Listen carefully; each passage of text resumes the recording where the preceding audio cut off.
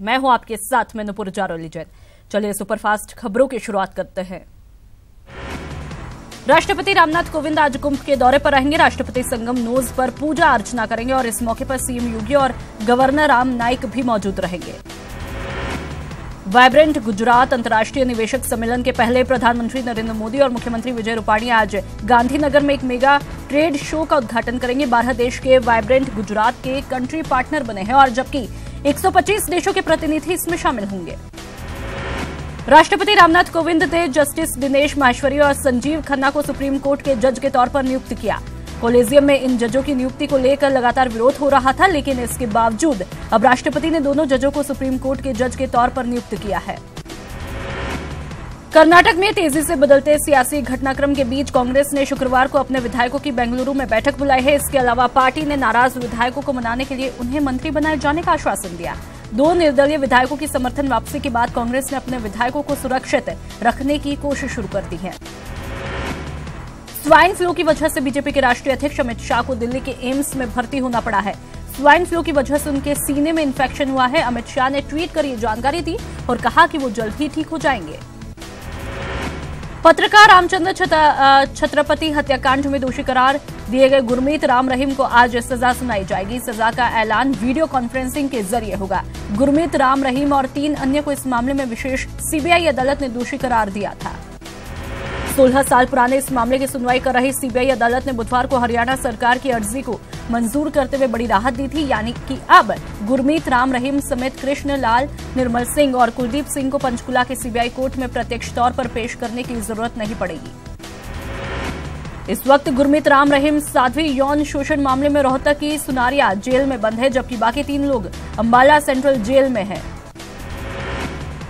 Petrol और diesel की कीमतों में बढ़ोतरी का सिलसिला लगातार जारी है। आज दिल्ली में पेट्रोल की कीमतें 14 पैसे प्रति लीटर बढ़कर 70 रुपए 47 पैसे हो गई, जबकि डीजल 19 पैसे प्रति लीटर बढ़कर 64 रुपए 78 पैसे हो गया है। लखनऊ में बीजेपी कोर कमेटी की बैठक हुई। बैठक में CM Yogi Adityanath, deputy CM Keshav Prasad Maurya, प्रदेश अध्यक्ष महेंद्र नाथ पांडे, संगठन मंत्री सुनील बंसल, केंद्रीय मंत्री जेपी नड्डा समेत 10 से ज्यादा कोर कमेटी के सदस्य मौजूद रहे। मानव संसाधन विकास मंत्रालय की तरफ से कहा गया कि शिक्षण सत्र 2019-20 से ही सामान्य श्रेणी के आर्थिक रूप से कमजोर वर्ग के लिए 10% आरक्षण को लागू किया जाएगा। बैठक में 2019 चुनाव को लेकर चर्चा की गई। वहीं बैठक के बाद डिप्टी सीएम केशव प्रसाद मौर्य ने कहा कि 2019 में यूपी में कमल खिलेगा। चुनावी तैयारियों का जायजा लेने लखनऊ पहुंचे केंद्रीय मंत्री जेपी नड्डा ने प्रेस कॉन्फ्रेंस की। इस दौरान उन्होंने कहा कि बीजेपी लोकसभा चुनाव में करिश्माई प्रदर्शन करेगी। यूपी की जनता बीजेपी को भरपूर समर्थन देगी। 2019 में यूपी में 73 से 74 सीटें हो जाएगी। वहीं मायावती और अखिलेश के वादाखिलाफी के आरोप पर नड्डा ने कहा कि अखिलेश और मायावती अपना रिकॉर्ड बता रहे हैं। बीजेपी आंकड़े के साथ मौजूद है, आंकड़ों से सब कुछ साफ है। गाजियाबाद के लोनी में 50 करोड़ की सड़क और विकास योजनाओं का लोकार्पण करने पहुंचे केंद्रीय मंत्री सत्यपाल मलिक ने बसपा सपा गठबंधन पर चुटकी लेते हुए कहा कि ये भानुमति का कुनबा है जो जेल जाने के डर से बना है। प्रगतिशील समाजवादी पार्टी के अध्यक्ष शिवपाल यादव ने वाराणसी में रैली की, जहां इस दौरान उन्होंने कहा कि वो समान विचारधारा वाली पार्टियों के साथ गठबंधन करेंगे और उनकी मदद से बीजेपी को हराएंगे। वाराणसी में केंद्रीय मंत्री जनरल वीके सिंह ने प्रवासी भारतीय दिवस की तैयारियों का जायजा लिया। वीके सिंह ने टेंट सिटी का भी निरीक्षण किया और तैयारियों पर संतोष जताया। साथ ही उन्होंने बची हुई तैयारियों को जल्द से पूरा करने के निर्देश दिए। गहलोत मंत्री परिषद की बैठक आज है। विधानसभा सत्र में लाए जाने वाले विधेयकों को मंजूरी मिलेगी। सवर्ण आरक्षण और कर्ज माफी की गाइडलाइन को मंजूरी मिलने की संभावना है। राजस्थान विधानसभा सत्र का आज 3रा दिन है। राज्यपाल के अभिभाषण के साथ सत्र शुरू होगा। कर्ज माफी और बेरोजगारी को लेकर सरकार को घेरेगी बीजेपी। आगामी लोकसभा चुनाव के लिए चित्तौड़गढ़ प्रतापगढ़ लोकसभा सीट को लेकर प्रतापगढ़ विधायक रामलाल मीणा सहित अन्य पदाधिकारियों ने जयपुर में मुख्यमंत्री अशोक गहलोत और प्रदेश कांग्रेस कमेटी के समक्ष सुझाव रखे। झारखंड में विपक्ष के बड़े नेता आज शाम हेमंत सोरेन के आवास पर जुटेंगे। जेएमएम के केंद्रीय महासचिव सुप्रियो भट्टाचार्य ने कहा कि मीटिंग में महागठबंधन में शामिल दलों में सहमति बनाने की कोशिश होगी। झारखंड के सीएम रघुवर दास ने नक्सलियों को सीधी चेतावनी देते हुए कहा कि नक्सली सरेंडर करें वरना मार गिराए जाएंगे। देवघर के मधुपुर महोत्सव में उन्होंने ये बात कही। इस दौरान उन्होंने विपक्ष पर जनता को ठगने का आरोप भी लगाया।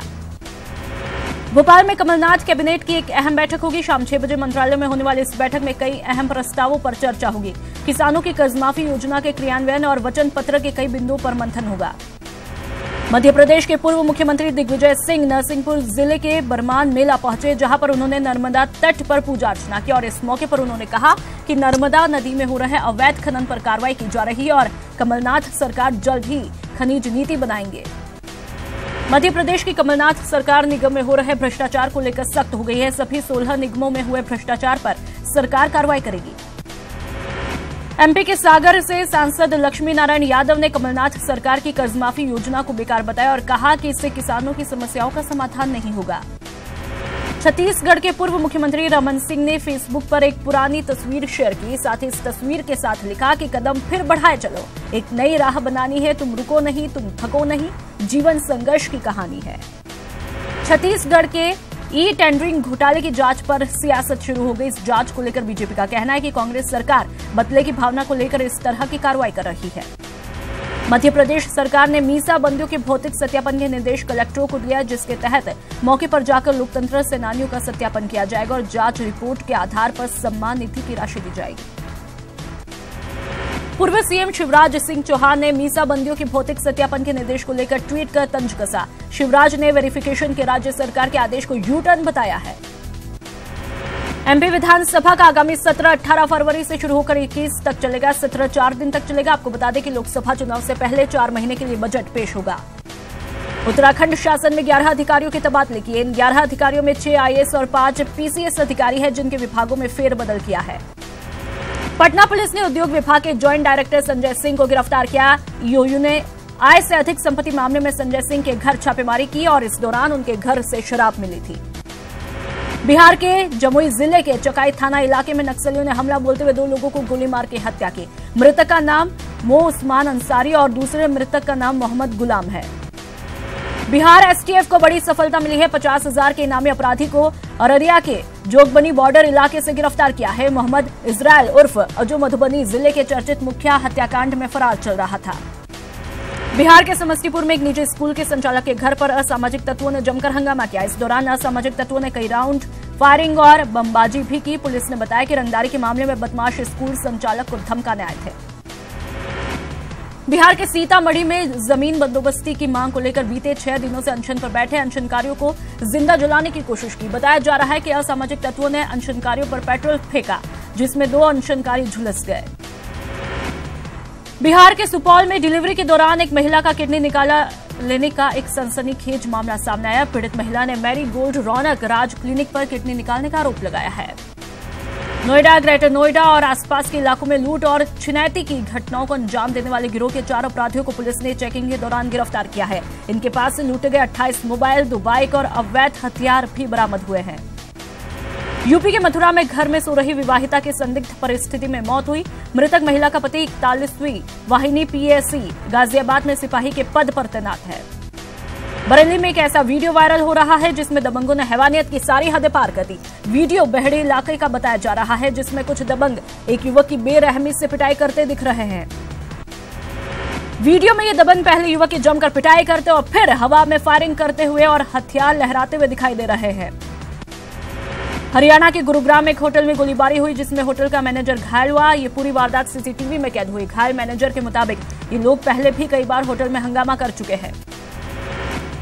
सेपो के कांकोली में विवाहिता की संदिग्ध मौत से सनसनी फैल गई। पुलिस ने दहेज हत्या का मामला दर्ज किया और घटना की जांच शुरू कर दी है। डूंगरपुर शहर के एक निजी अस्पताल में उपचार के बाद एक गर्भवती महिला की मौत हुई। मृतका के परिजनों ने अस्पताल पर गलत दवा देने का आरोप लगाया है। सीकर में मारपीट को लेकर 2 युवकों में फायरिंग हुई। फायरिंग के बाद से इलाके में दहशत का माहौल है। धौलपुर जिला कोर्ट ने बुधवार को एक फैसला सुनाया, जिसमें 3 साल पहले एक नवविवाहिता की दहेज हत्या करने वाले उसके पति और देवर को 10-10 साल की सजा हुई। झारखंड के सरायकेला में 2 मोटरसाइकिल की भीषण भिड़ंत में 4 की मौत हुई। वहीं 2 लोग घायल हुए, जिनका इलाज एमजीएम में चल रहा है। यूपी के बदायूं में तेज रफ्तार 2 बाइकों के आमने सामने जबरदस्त टक्कर से 3 युवकों की दर्दनाक मौत हुई। मृतकों में 2 संभल जनपद और 1 बिसौली थाना क्षेत्र का रहने वाला है। यूपी के शामली में सड़क हादसे में एक युवक की मौत हुई, तो वहीं 2 लोग घायल हुए। बताया जा रहा है कि तेज रफ्तार ट्रैक्टर ट्रोली में बाइक जा टकराई, जिसमें बाइक के परखच्चे उड़ गए। छत्तीसगढ़ में जशपुर से बिलासपुर जा रही बस बेकाबू होकर पलट गई। हादसे में एक यात्री की मौत हुई, जबकि 18 से अधिक यात्री घायल हुए, जिन्हें कुनकुरी अस्पताल में भर्ती करवाया है। बिलासपुर के तारबाहर थाना इलाके में कार में अचानक आग लगी, जिसमें कार पूरी तरह जलकर राख हुई। गनीमत यह रही कि जब कार में आग लगी उस वक्त कार में कोई मौजूद नहीं था। ऐसी आशंका जताई जा रही कि आग शॉर्ट सर्किट की वजह से लगी। लखनऊ के शहीद पथ पर कई वाहनों की टक्कर हुई। टक्कर की वजह से 3 ट्रकों में आग लगी, जिसमें एक ट्रक का ड्राइवर और क्लीनर जिंदा जल गए। उदयपुर के मादड़ी इंडस्ट्री इलाके के वेस्टर्न ड्रग कंपनी में अचानक आग लगी। आग से लाखों का नुकसान हुआ है। बस्ती के गांधीनगर कोतवाली इलाके में एक कार में आग लगी। देखते ही देखते आग ने भीषण रूप लिया। जब तक कोई कुछ समझ पाता तब तक आग ने कार को पूरी तरह से अपनी चपेट में लिया। बदायूं के मुसाझाक थाना क्षेत्र के मोहम्मद नगर सुलरा गांव में एक झोपड़ी में अचानक आग लगी। आग में झुलसने से 6 मवेशियों की मौत हुई, साथ ही घर में रखा सारा सामान भी जलकर खाक हुआ। राजस्थान में नहीं थम रहा स्वाइन फ्लू का कहर। अब तक 39 लोगों ने दम तोड़ दिया। 970 से ज्यादा पॉजिटिव केस सामने आए हैं।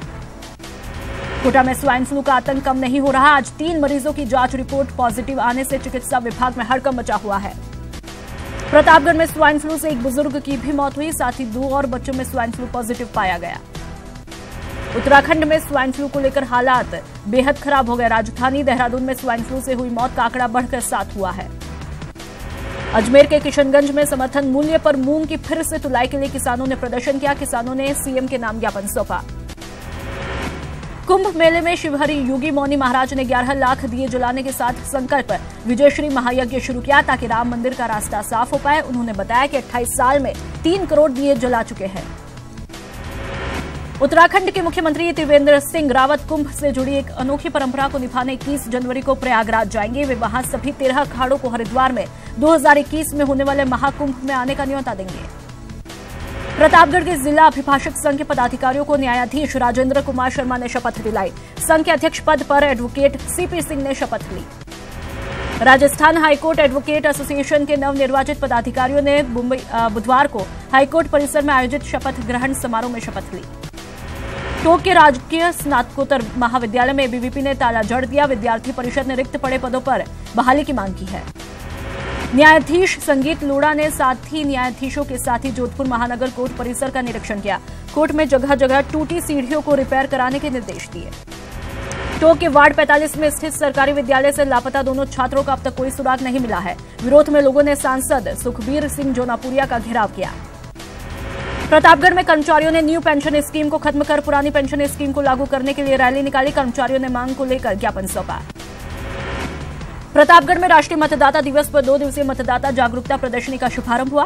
राजकीय पीजी महाविद्यालय में आयोजित प्रदर्शनी में छात्रों को मतदान की जानकारियां दी। प्रतापगढ़ के अरनोद में मनरेगा के अंतर्गत 2 दिवसीय महिला मेट प्रशिक्षण कार्यक्रम में जिला परिषद सीईओ डॉक्टर गर्ग ने योजनाओं की जानकारियां दी। झालावाड़ में आयकर विभाग की छापेमारी से व्यापारियों में हड़कंप मचा। टीम ने भवानी मंडी शहर के दयाल ट्रेडर्स और विजावत वस्त्रालय पर सर्वे के दौरान कागजातों की जांच की। अतिरिक्त मुख्य सचिव पीके गोयल झालावाड़ दौरे पर है। बीज भंडारण निगम में बीजों की ग्रेडिंग और प्रोसेसिंग प्रक्रिया के संबंध में अधिकारियों से जानकारी ली। भीलवाड़ा में बुधवार को आईजी संजीव कुमार नार्जरी ने पुलिस लाइन का निरीक्षण किया, साथ ही पुलिस अधिकारियों की बैठक ली। भीलवाड़ा के जोजवा गांव में बेटी को जला देने के मामले में ग्रामीणों ने जिला कलेक्ट्रेट पर प्रदर्शन किया। करौली के टोडाभीम कस्बे में भगवान केशवराय जी की शोभा यात्रा निकाली गई। करौली में इंडियन रेड क्रॉस सोसाइटी की तरफ से हिंडौन पंचायत समिति में कार्यक्रम का आयोजन किया, जिसमें 85 छात्रों को प्रमाण पत्र दिया गया। उदयपुर में बर्ड फेस्टिवल के 5वें संस्करण का आगाज 18 जनवरी से होगा। शहर के कालका माता नर्सरी स्थित गोल्डन पार्क से रेस का शुभारंभ होगा। आयकर विभाग की तरफ से सवाईमाधोपुर में एक साथ लगभग 1.5 दर्जन ठिकानों पर छापामार कार्यवाही को अंजाम दिया गया, जिसमें गणपति टावर, ओम ट्रांसपोर्ट कंपनी समेत कई ठिकानों पर छापे मारे गए। चूरू के सुजानगढ़ नगर परिषद कार्यालय पर सफाई कर्मचारियों ने प्रदर्शन किया और नगर परिषद के खिलाफ नारेबाजी की। प्रदर्शनकारियों में हुए बाबू पर कर्मचारियों को परेशान करने का आरोप लगाया। बाड़मेर जिले में राष्ट्रीय पल्स पोलियो के सफल आयोजन के लिए 1 दिवसीय कार्यशाला का आयोजन किया। भरतपुर के संभागीय आयुक्त कार्यालय में आज संभागीय आयुक्त चंद्रशेखर मूथा ने संभागीय अधिकारियों की बैठक लेकर विकास की योजनाओं पर चर्चा की। चूरू के तारानगर में करणपुरा एसआर से जुड़े गांवों को पानी देने की मांग को लेकर ग्रामीणों ने एटसेन को ज्ञापन सौंपा। चूरू के तारानगर में चल रहे 8 दिवसीय आत्मरक्षा प्रशिक्षण शिविर के दूसरे दिन आत्मरक्षा के गुर बताए गए। नागौर के लामपुलाई गांव में एक युवक के शव को लेकर प्रदर्शन कर रहे परिजनों की पुलिस ने मांगे मान ली, जिसके बाद परिजनों ने शव को उठा लिया। करौली में जिला परिषद सदस्य और महिला आयोग की पूर्व सदस्य सौम्या गुर्जर ने कमजोर वर्ग के लोगों को सर्दी से निजात दिलाने के लिए कंबलों का वितरण किया। जोधपुर में एमडीएसयू यूनिवर्सिटी में नेट स्लेट उत्तीर्ण अभ्यर्थियों को दोहरा लाभ प्रदान करने की याचिका पर सुनवाई करते हुए खंडपीठ ने 2 सप्ताह में जवाब तलब किया है। जोधपुर हाईकोर्ट में नरेश कुमार कार बाजार की याचिका पर सुनवाई हुई। सुनवाई के दौरान नगर निगम की तरफ से न्यायालय को अवगत कराया गया। राजस्थान के Lokayukta justice doctor SS Kothari आज टोंक के दौरे पर रहे, जहां उन्होंने कलेक्टर के साथ बैठक की। कोटा में कोटा रेल मंडल की उपयोगकर्ता सलाहकार समिति की 145वीं बैठक हुई। 13 सदस्यीय समिति की बैठक की अध्यक्षता रेल मंडल के डीआरएम यूसी जोशी ने की। बीकानेर रेंज के नए डीआईजी डॉक्टर बीएल मीणा ने बुधवार को छापर थाने का निरीक्षण किया। निरीक्षण के दौरान आईजी मीणा ने थाने के मालखाने रिकॉर्ड सहित कस्बे की कानून व्यवस्थाओं की जानकारी ली। अलवर में बुधवार को यूआईटी कार्यालय में प्लॉट की नीलामी के दौरान जमकर हंगामा हुआ। कोटा के एडीएम पंकज ओझा ने अपने नाम एक और रिकॉर्ड दर्ज किया है। उन्होंने एक ही दिन में 381 मामलों का निस्तारण कर ये रिकॉर्ड अपने नाम किया। कोटा में बीजेपी कार्यकर्ताओं पर मुकदमा दर्ज होने पर बीजेपी कार्यकर्ताओं ने सिमलिया थाने पहुंचकर जमकर बवाल किया। सांगोद विधानसभा के पूर्व विधायक हीरालाल नागर के नेतृत्व में कार्यकर्ताओं ने थाने पहुंचकर बवाल किया। राजस्थानी भाषा में शपथ को लेकर विवाद खत्म नहीं हो रहा। कृषि राज्य मंत्री गजेंद्र सिंह शेखावत ने पीएम मोदी से जल्द इसे लागू करने की मांग की। जयपुर में कलाकारों को सही मुकाम देने के उद्देश्य से राजस्थान सीने जूनियर आर्टिस्ट एसोसिएशन की स्थापना की। एसोसिएशन के जरिए अभियान से जुड़े कलाकारों को उनकी प्रतिभा को मंच प्रदान किया जाएगा। जयपुर में इंटरनेशनल फिल्म फेस्टिवल का 11वां संस्करण 18 से 22 जनवरी तक शुरू होने जा रहा है, जिसमें भाग लेने के लिए देश विदेश से बड़ी संख्या में फिल्म मेकर, एक्टर, डायरेक्टर, लेखक जयपुर आ रहे हैं। राजधानी जयपुर के महात्मा गांधी मेडिकल यूनिवर्सिटी में गोमती देवी स्वर्णकार सेमिनार का आयोजन हुआ। सेमिनार का विषय तनाव और मानसिक स्वास्थ्य था, जिसे नई समझ और नई आशाएं नाम दिया गया।